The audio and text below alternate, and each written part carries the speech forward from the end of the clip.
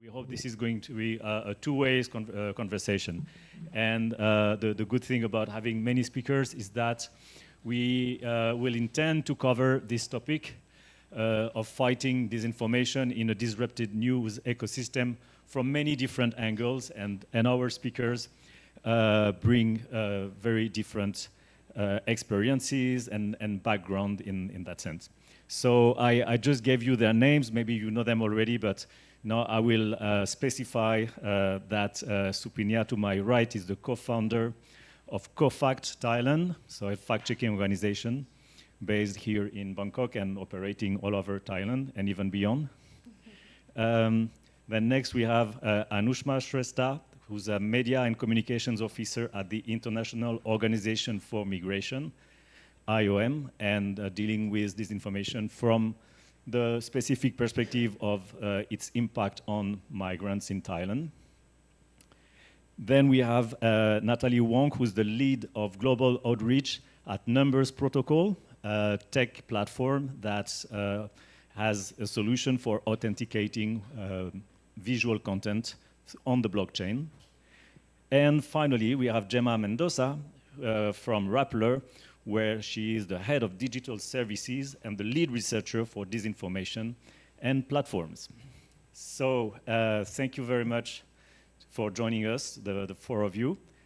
And so some of you have some slides. I know, Anushma, you have a few slides. Natalie, you have a few slides. So we'll bring that into the flow of our conversation. And I would like to start maybe by Gemma, because finally, Gemma, you're, yeah, sorry to put you on the spot. But since you're the only representative of a news organization on this stage, I thought you would be the ideal person, also because of the long work that Rappler has done to analyze the phenomenon of disinformation and manipulation of opinions through disinformation. Maybe we could start with you to give us a bit of an overview of how this issue has evolved, and in particular, because I think that's the question we want to address today, yes, how it has evolved recently, what are the changes you are observing from Rappler, and how you can address it. And we will give 5 to 10 minutes to each speaker, and after that we will open to a general conversation. So please, Gemma.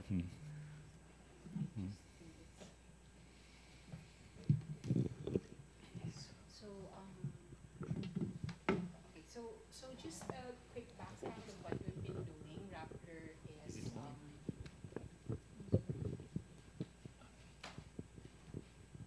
is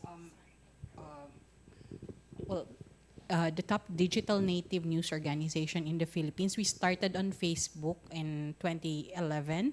So, and we benefited from social media, but a big part of what we have discovered over the years is also because we have been in that space and been observing that space. So we're also one of the fact-check partners of Facebook, mainly because we've been discovering all these things and so on. So that's, but at the same time, we have a civic engagement team that's part of the nature of Rappler. We're also involved in community engagement, heavily involved in that. So that influences the different things that we've been doing over the years. I mentioned that we're a digital native news organization, so we've really been looking at the digital space and social media more to look at it as a place where we engage our audiences, grow our audiences. So that's part of why we have been observing it. But since sometime ahead of the 2016 elections, what we've noticed was this rise in online hate, and disinformation in public social media spaces. And so we studied that, we fact-checked quite a number of these content out there, but we've also tracked networks, so collected data on these disinformation networks, like and who they've been attacking, a big part of who they've been attacking are media organizations and journalists and so on. So part of that has informed the research that we've done over the years, and also it influenced how we engaged with our audiences. So as we discover these things, we share our findings with our audiences and communities.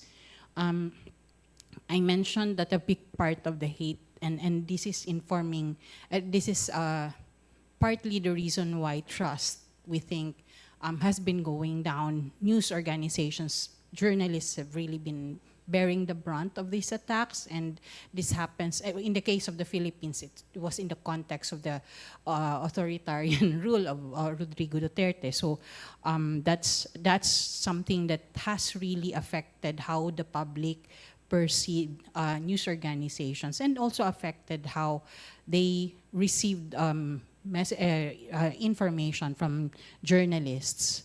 So ahead of the 2022 elections, we formed a coalition. We worked with different news organizations and civil society groups, academics, and so on. We formed a coalition that's really like focusing on disinformation, so involving communities precisely, knowing full well that journalists alone, they cannot be the solution to this problem.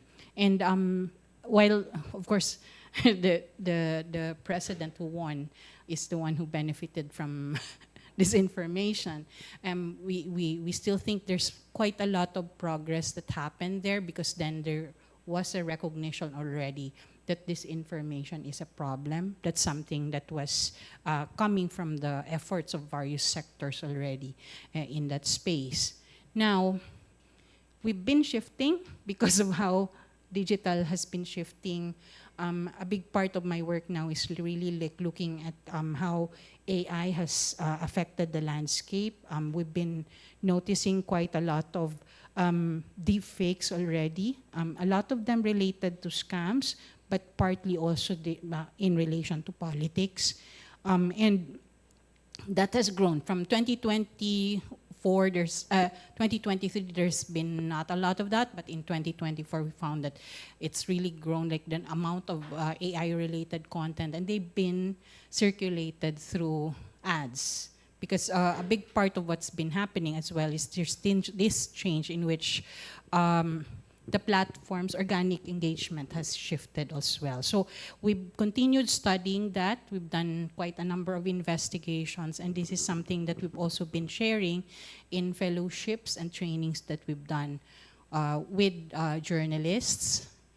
We're very much concerned with the shifting in the space, because a big part of the shift is that news has been deprioritized. Information coming out of, like outside of the platforms, is being deprioritized. If you click a link from Facebook, it will take a while to load that, and that adds to the like the friction to access credible information from outside of these platforms. So this is something we're observing, but at the same time, again, part of what we're doing, and I don't think there's a solution yet to this problem really, is again engaging our community. So our most recent effort is like switching the messaging a bit, so that we're hitting a gut issue, which is actually disinformation, but looking at how it affects our users. So it's scams. How that's what they relate to. Everybody has been affected by scams. So we're looking at that as the way to hook them into this conversation and make them understand manipulation and so on. And we've been doing trainings and so on. So this is some of the things that we've been doing so far. Yeah. Thank you, Gemma. I think it's really interesting what you say, because obviously disinformation and scams are a phenomenon that are impacting the whole of society. But as you mentioned it at the beginning, when it comes to the news media, it directly impacts their credibility and their sustainability. So there's a good reason why our industry, the news industry, should take leadership in fighting disinformation.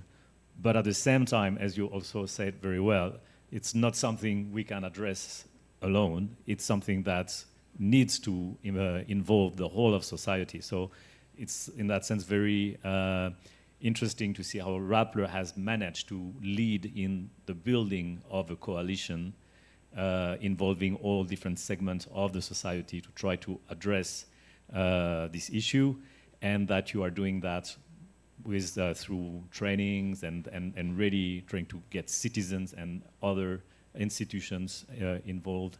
It's not easy to do, but it's something that we should focus on, and that also justifies precisely the diversity we have on this panel and all the different kind of angles we can take to address this this issue. So I think that one maybe not precisely the most available for everyone, but of importance for the news industry would be a tech approach. So I'm going to ask Natalie to tell us about how blockchain can be used, and maybe you can try to set up your presentation. How blockchain can be used to facilitate the authentication of the visual content online, and therefore allow journalists, for example, to use visual content that could come from anywhere, including citizens, as long as they use the right tool to authenticate the photos they take, whether they are professional photographers again or photos they take with their mobile phone. So, Natalie, can we know more about numbers and how it works? Yeah. Well, thank you so much. It's really a pleasure to join the other very great speakers, really a very diverse voice from different platforms and different organizations. So I'm Natalie from Numbers Protocol. At Numbers, we are on a mission to restore trust in the media content that we consume every day. In 2024, it's so-called year of elections, where more than half of populations voted last year. I think maybe many of you also did the same as well. And Taiwan is the first country that started the history last year in January. And Taiwan is also the home base of many of our team members. With the very unique location of Taiwan, it has been suffering a lot of cyber attack and also misinformation over the year, and it's getting even more serious during the election period of time. And with our experience previously working with Reuters and Stalin Lab in the United States for the previous presidential election back in 2019, we believe that it's our privilege, but also responsibility to bring our experience back to the island, so that we collaborate with the local news media and also independent journalists to work on this project, where they use our technology to authenticate media content that taken during the election period of time. And during the process, I think we authenticate, preserve more than 2,000 of media contents, both photos and videos. And I think more of the media company are still bringing their assets into the network as well. And we also get a chance to share this story with the medias and also the global audience as well, where that in this short clip, you'll be able to see that the sites that we built, it's not really playing, but we built a site which we document the whole process of this project, and also you'll be able to view the real-time media content that's bringing into the project, both from the photojournalists, but also from the general publics. And I think many of you in this room know better than me of how AI-generated content and misinformation can bring such a negative impact to the society if it's used in the wrong purpose.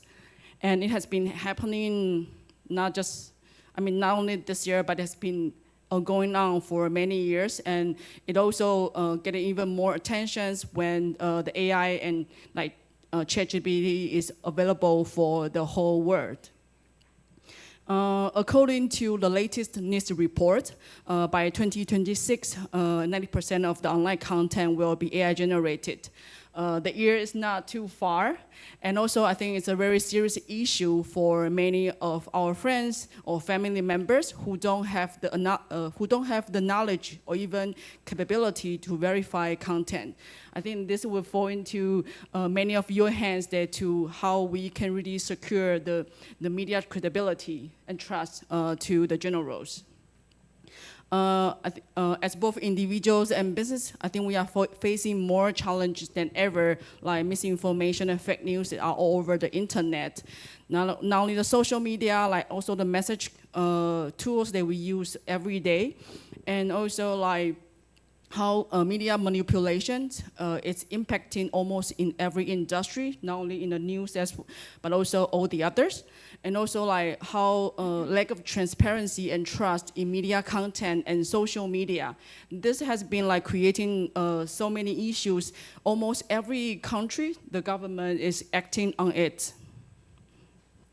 And it is also indicated in a report that how content labeling and provenance data tracking can increase the transparency and also further on building the trust back into the content, but also the media and also the audience in between. So I think that's why that since day one at Numbers, we are focusing very much on provenance.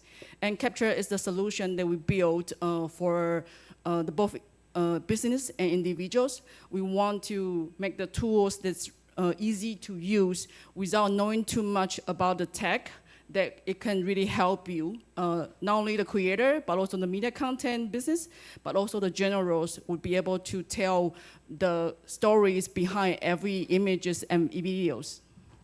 So it's a cross-platform provenance solution that we combine both C2PA, but also blockchain tech to authenticate media content and also tracking to increase the traceability as well.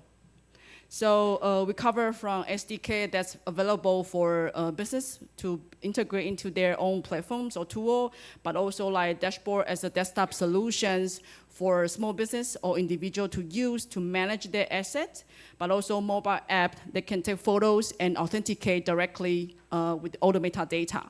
And moreover, because I think most of videos or photos taken during that's to be displayed and showcased through websites. So then Capture Eyes more as a widget that can be implemented directly on the website to display provenance. And it also supports the content credential support by the C2PA. So if you know, I think many of you should already know about C2PA already.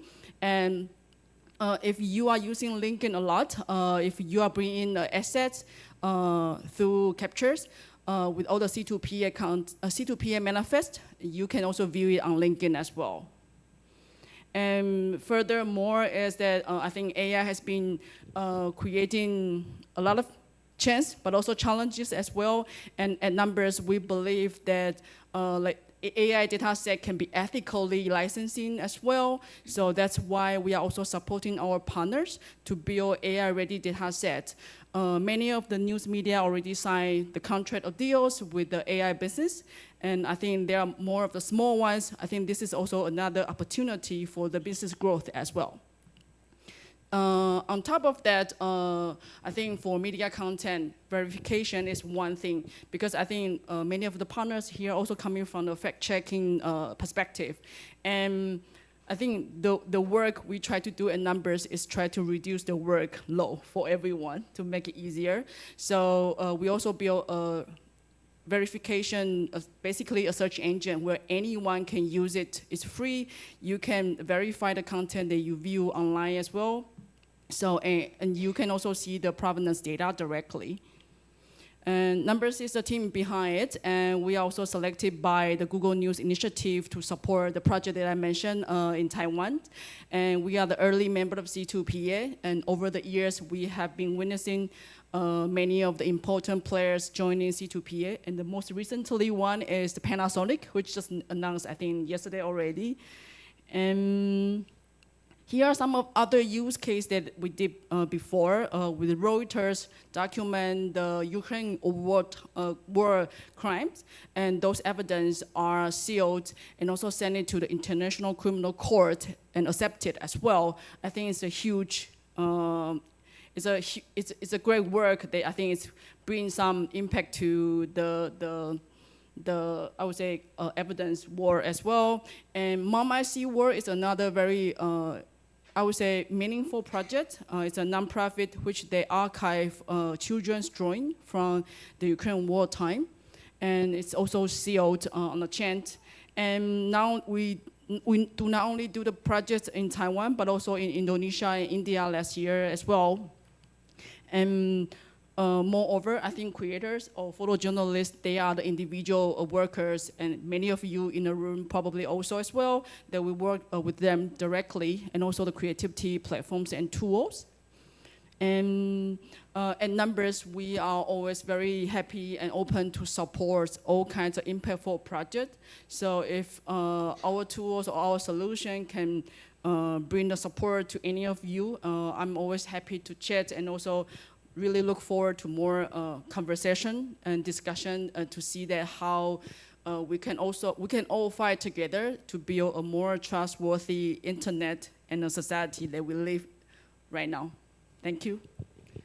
Thank you very much, Natalie. And I mean, obviously, the need for authenticated content is a need that is common to the whole of society. But it is vital for the news industry, and you do work for the news industry.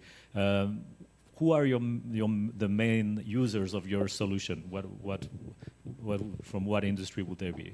Yeah, I think I mentioned about creativity. I think like photographers, creators, because we do not only authenticate photos and video, any form of digital file, such as musician as well. I think for the creativity industry, many of the creators, because of how AI has been going on right now, they are also very, in a very interesting period of time, they are fighting to protect their content rights. So the overall creativity industry, and for the news media, like in Taiwan, many of the public well-known one, they are all our partners. So I think the news media sectors is also one where that depends on what tools they need or what tools they are lacking. So the support is very unique, I would say. Yeah. Thank you. And you mentioned that you were early supporters of the C2PA standard.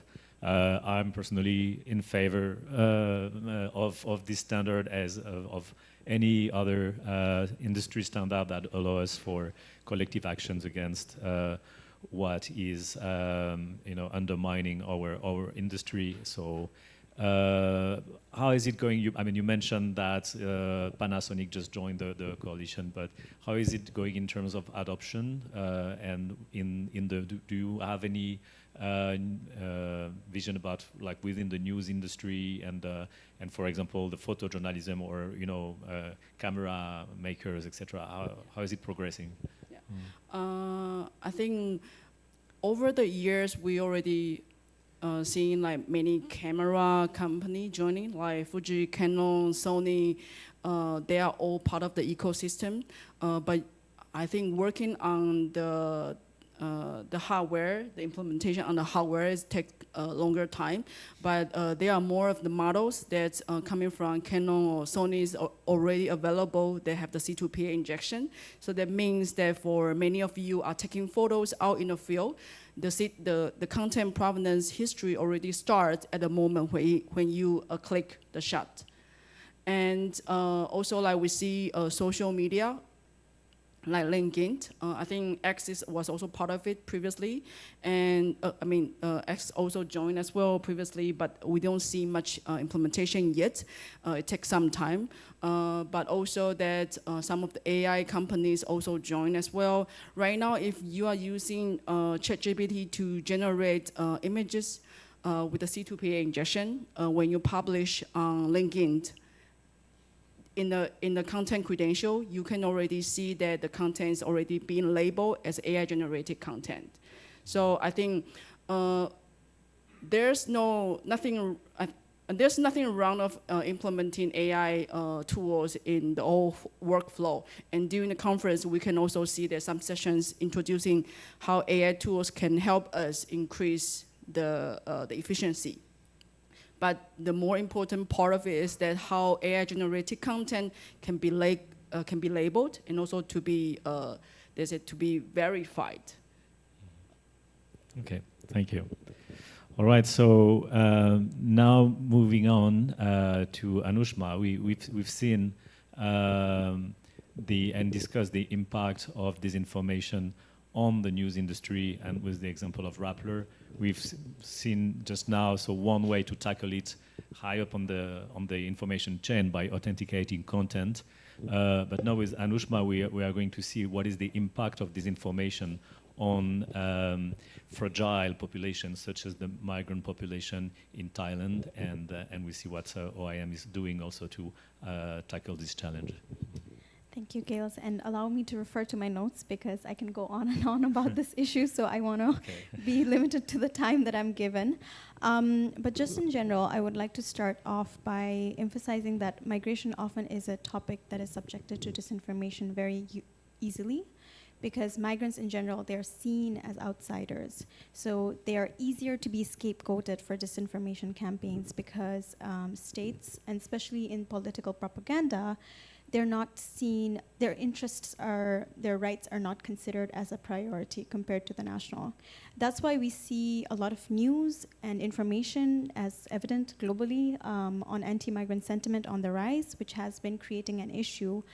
And it has been a priority for us because we are starting to see real life impacts concerning deportation, apprehension. So these are real life impacts that's going on in the lives of migrants. So it is, as much as we want disinformation and misinformation campaigns to be contained in the online space, they have physical and real life consequences, which sometimes leads to death because situation in their home countries are so in such a worse situation or so dangerous that they are not able to go back to their home country, and most of these migrants are left in a limbo on where to go and where to turn next. But the key aspect that is often not reported in its full complexity is the contribution or what migration has to offer. Because and I can refer to Thailand context in specific because there is a shrinking national workforce due to an aging society in Thailand. And actually, it's not just migrants who need to move to Thailand for better work opportunity, but also the country in itself need migrants to fill in labor workforce and to continue growing their economy and meet the labor market demands. So the host country themselves need migrants as much as migrants need the host country. And it's a win-win situation for both migrants and host country. And these migrants are also critical sources of revenue for vulnerable communities back home, where they send money in the form of remittances, which boosts economy in the host country and in the home country. But oftentimes in the news and in social media, what we see is the challenges that migration brings, and what kind of challenges, what kind of not only just the challenges, but also this projection or this portrayal that migrants are stealing national resources or kind of like encroachments on national security or border security, and they're stealing jobs. Which, on the contrary, if we go into retrospect and report on the full story, we look into the labor landscape, the story is entirely different. But just because of one news and information, it tends to get spiraled out of control, where there is this growing anti-migrant sentiment that's on the rise. And this is where we really want to work with journalists, and that's what we have been doing at IOM. And sorry, I need to move my slide. So globally, this issue has been a priority for IOM, and we have launched a Global Migration Media Academy back in 2021, where we have worked with 7 different countries like Serbia, Morocco, Philippines, where we piloted this media initiative and worked with journalists and students there to train them on how they can report on migration issues while upholding the rights of migrants and while not kind of like criminalizing them or in a human rights and rights-based approach. And building on this initiative, we piloted our media training initiative in Thailand, where we are trying to work with different actors to contribute to reducing the stigma against migrants and foster an accurate, balanced, and evidence-based discourse on migration. And like Gilles rightly said, this is something that we cannot do alone. And we really need to work with journalists, with government partners, with academic partners to make sure that our training and whatever we are training the journalists on is contextualized to Thailand, addresses and meets the needs of journalists in Thailand, and really strengthen their capacities to equip them with the tools and resources that addresses the migration or the migration trends and landscape within this region. And this is where we are trying to strengthen our partnerships, both with the government partners, but also with the academic partners and journalists and students, especially aspiring journalists who want to work in this sector.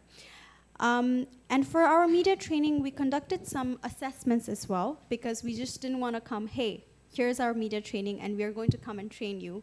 First, for this media training, we really wanted to understand what are the needs of the journalists, what are the knowledge gaps, and also what are the sentiments of the public. And I won't go into detail because I don't have time, but what we found is that the views of the public really is influenced by the media they consume, especially social media news. And this is where fake news can really drive an influence on this public perception toward migrants. And it was also observed that when people really understand the stories of migrants, they are more in favor of welcoming them to their communities and understanding the contributions that they bring. And this was seen that most of the people in Chanthaburi province, which is along the Cambodian border, and Tak province, which is along the Myanmar border, so public who live in these communities, who are in closer proximity with migrant communities, have a more welcoming and more positive outlook on migrants compared to those living in Bangkok, which is quite distant from the migrant realities. So building on our findings and also the knowledge gaps, and I would like to emphasize that in our knowledge gap, we also found that not a lot of people know who migrants are, because they're always considered, I think by law, alien workers or illegal workers. So many people don't really understand who migrants are, and also what are the difference between migrants and refugees. But I won't go into the detail of that. There is a huge difference of who migrants are, and anyone can be a migrant in reality. But people don't know the differentiation. It's the movement of people. If you go outside your place of home or habitual residence, you are considered a migrant. It's that simple. But for people, there is this distinction of, oh, maybe they're just foreigners, or maybe they are skilled workers, and migrant workers are only those who are working in 3D jobs, which is dirty, demanding, and dangerous. Or maybe these are the workers who come in and fill in the low-skilled working jobs. So we really are trying to understand how we can bridge this gap, and we have partnered with universities to train over 200 journalists, and also awarded journalism grants to 11 plus journalists, where we are offering them mentorship program to develop stories on migration, and also organizing field visits to bring them closer to the realities of migrant communities in Thailand. So based on our journalism grants, some of these students and journalists have developed really great stories, which focuses on solutions rather than the problems, which is something that we have been very specific about to focus on. Because when you are focusing too much on the problem, you create a fear. It's a fear-based narrative that really drives this fearful sentiment or stereotype toward migrants that, oh, they are harming the society, or they are harming our community. So we really try to focus on solution and solution-based journalism during our migration journalism grant and during our trainings. And we are also collaborating within different universities in the region to make sure that we are able to exchange and adopt this and exchange ideas on how the solution journalism can be further built upon. And lastly, we are also trying to capture the stories of migrants and bringing these stories, like I said, because not a lot of people have ideas on the challenges of migrants and experiences of migrants. So we are trying to bring these stories to universities in Bangkok who haven't had a chance to witness or encounter some of these stories and really tell that migration is just in general a universal human experience. It can be you, it can be me, and anyone in general can be a migrant. I mean, it's part of our human history because if to be honest, we all were originated from Africa, and if our ancestors had not moved from Africa, we wouldn't be here. So anyone, all of us are migrants. So it's not just like a limited population who is a migrant. So that's our message, and we are trying to showcase that stories, that initiative through our those stories through our initiative. Over to you, kids. Thank you very much, Anushma, and thank you for your inspiring work. I think we all agree that migrants are very sensitive population, and that needs to be well covered by news media. And we unfortunately have a lot of migrants and refugees in this region. Obviously, there are a lot of challenges for covering these communities, like language barrier and access to the regions where they are. But if IOM has some advices and some guidelines, so you mentioned training and fellowships, I'm sure a lot of people in this room would be interested to know more about it. And I hope you can catch up and share this information with the participants in the conference later. Thank you. So, okay, our last speaker before we open up for questions is Supinya. So Supinya, you, if maybe you can change your microphone with Anshma, yeah. You are a well-known figure in the Thai media landscape. You also are an activist. You are a digital rights advocate. So a few years ago, you decided to launch one of the largest fact-checking organization in Thailand, CoFact. So my question to you would be, why did you choose to focus on fact-checking and disinformation? And what are the different angles you've taken to address this issue in Thailand and beyond? Thank you so much. With 15 minutes, right? Maybe I have less than that. Thank you for having me, and I'm quite happy that I joined the rest of the female panelists. It's a rare opportunity, especially here. So, and especially when we're talking about like fact-checking, IT technology things, though. Okay, so CoFact came from collaborative fact-checking, which we copied the idea from Taiwan.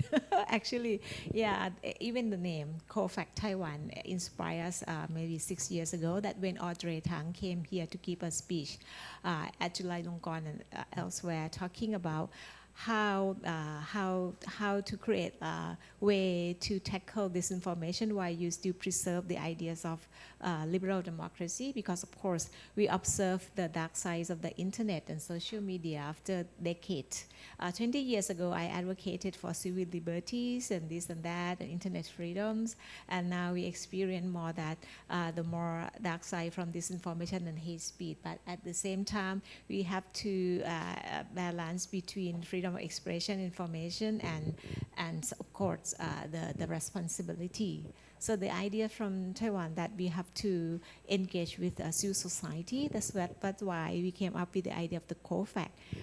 CoFact.org, maybe you can search, is our website that we share a quote from CoFact Taiwan, which at the time Taiwanese community, they thought that everyone should join in doing a fact-checking, not only the role of the media and journalists. So that's why we inspired by that ideas. And our philosophy of CoFact is everyone is a fact-checker. Of course, we still need trusted media to be a source of information, But in this era, everyone who share this information, like my mom generation, my aunties and everyone who also should take part in the, before sharings and also correcting and checking information, that the idea of COFAC happened in 2020, which we had COVID-19. Of course, we fought with the health-related issue during COVID-19, struggling with the vaccination. Of course, at the time, we stood by to support people to go to have vaccine to prevent COVID. But this is an ideal example that is very difficult when we doing fact-checking, because you have to do against the belief of the people. Even though we say based on scientific that vaccine is good or necessary, but people afraid of that. We explained about anti-vaccine, this and that. 6 years ago, of course, we fought too hard against those disinformation against vaccine, but now 6 years on, and people start to say that they experience the negative side of vaccine, this and that. The idea of COFAC that we opened for all side of information opinion, of course, we try to provide them with fact-based, but at the same time with the open mindset that, okay, you don't agree with doing vaccination because you fear of, you're afraid of, because of what? If you have information, tell us, but please based on fact-based, not only believe opinions. That the position of COFAC, because we are not a media organization, we are civil society organization, and then we rely on the open, not only open source for the website, for the code, but we also opened idea for people to join fact-checking, which our website, cofac.org, is allow everyone to log in by using email, and they can report to the story that they believe is a myth or disinformation, and they can help contribute being a contributors of our database. But of course, it might not have an absolute answer which one is true or false. So that's why COFAC, we have to work with media organization as well. With sometimes we need a reliable source. We have to check with the professional media organization, and then we reference that in our website, cofac.org. Our challenges in the past 6 years that we started from health-related issue to political issue, because we had election 3 years ago. And believe it or not, the political disinformation is one of the areas that became challenging, because it could lead to misinformed and misinformed people will vote something else. It means that disinformation could lead to misinformed voting. And in many countries, it changed the voting result because of the information warfare. In Thailand, 3 years ago, we had a national elections, and one of the party that facing disinformation a lot is considered so progressive party, moving forward, and now they name as a People Party. It's a party represent the young generation, and they consider sometimes that as too progressive. And we see the conservative movement try to discrediting them by having a lot of disinformation against them.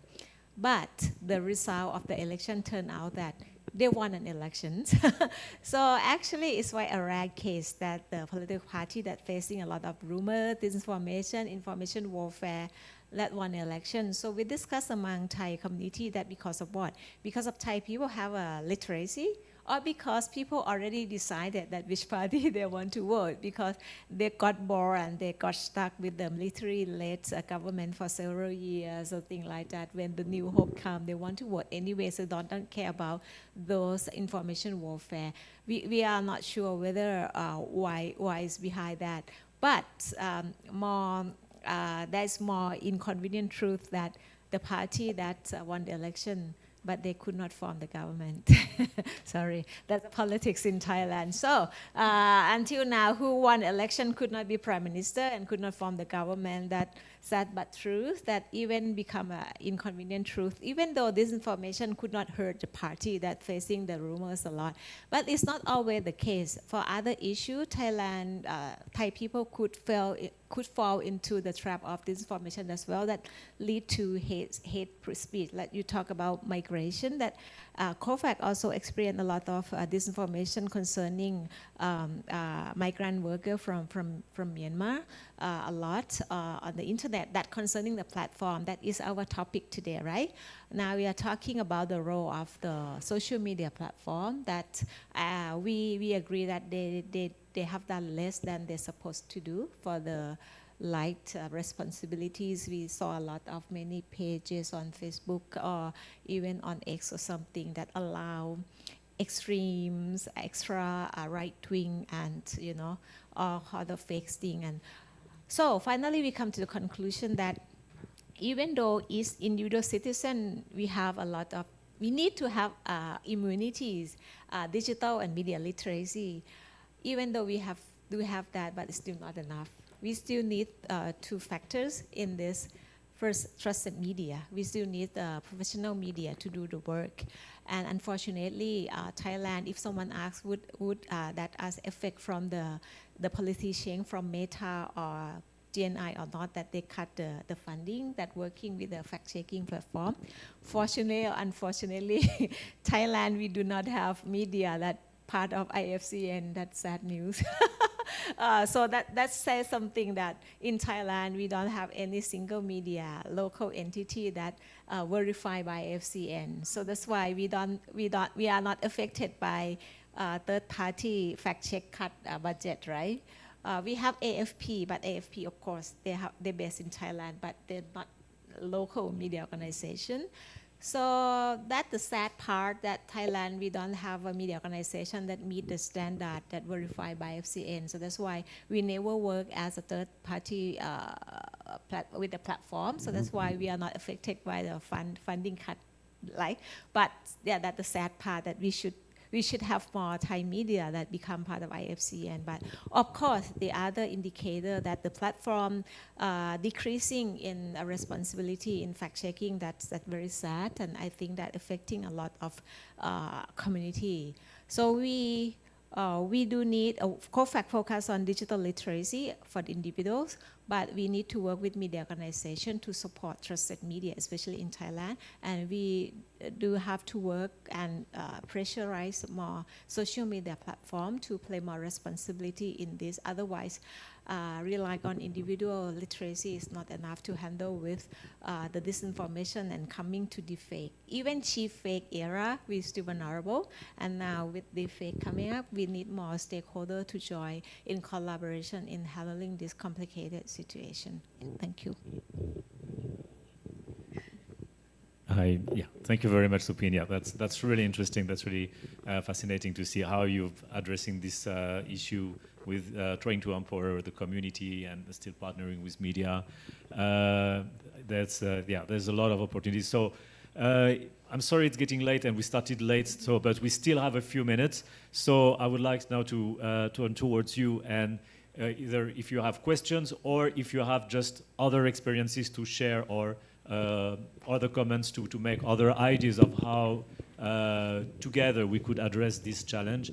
And I would just request that you make it very brief so that we can listen to 2 or 3 different persons. Yes, please. Hello, I'm T from AFP. I have a few questions. I would like to just throw it out there. Anybody can respond to it. So from what I've heard for the past 2 days, we're in an age of media disruption again with AI, and especially with the big news of Meta pivoting away from third-party fact-checking earlier this year. And I've seen on some slides about we have like a crisis in trust, as AFP is a third-party fact-checker, and we are trying to be part of like the trusted media. My question is, one, how much trust do we have in these tech companies? And 2, if there's a deficit of trust, how can we, as we're trying to build like a re-engage with audiences, what's the main challenge immediately to reinvigorate trust among readers and audiences in this era of media disruption? Jema, do you want to answer this one? how much trust in the platforms? Okay.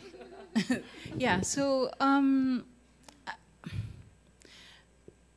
we work with the platforms, and it's more of, I think, the question is, do you need to work with the platforms? Do you need to engage with the platforms? Unfortunately, that's where they're where the people are, right? Like our communities are there. We've been longing to get out of, like slowly weaning ourselves out of these platforms. That's why we're building our own home and actually like starting to engage more closely with our communities in our own home. And we think every media group should actually be growing their own community, precisely because it's very difficult if a news organization is dependent on big tech, and that's I think something like a reality that we have to face. So, but that's very costly. Not every media group can do that, and we struggle with that. So it's something that we have to gauge. So meantime, while that's happening, we closely watch the platform, and it's, I think, very important to really like look at like what are the trends and how to hold these platforms accountable, document what's happening. Like for instance, in the deep fakes thing, one of the things that we found was that they're being circulated through ads, so the platforms are benefiting from the fakes. So those things need to be investigated, and those are things that I think I leave to the curiosities of our journalists here. We need to keep on pushing back. Thank you. We have 1 minute, so we have time for one more comment or question. Yes, please go ahead. Yeah, thank you so much for this insightful talk. I'm Eliana. I'm a Filipino multimedia journalist, and I've read before that there were a lot of developing nations where AI producers are found. For example, there are Filipinos in digital sweatshops producing AI, and even in Africa, there are people who are producing AI with such meager salaries.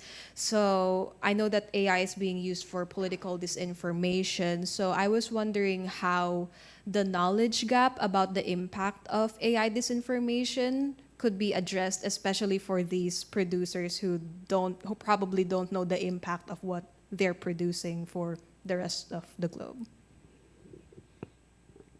Who wants to tackle that one? Yes, Anushma?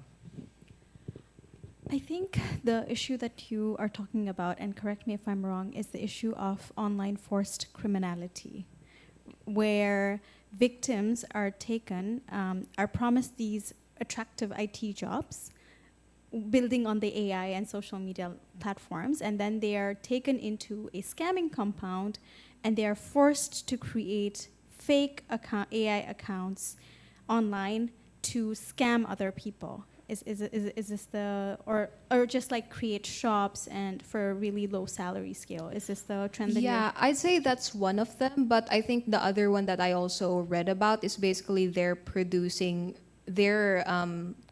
like curating content for AI models for like a very low salary. So like curating and actually creating the AI models that are used across the US and other countries.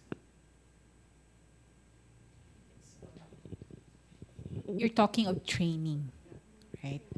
Unfortunately, I think so.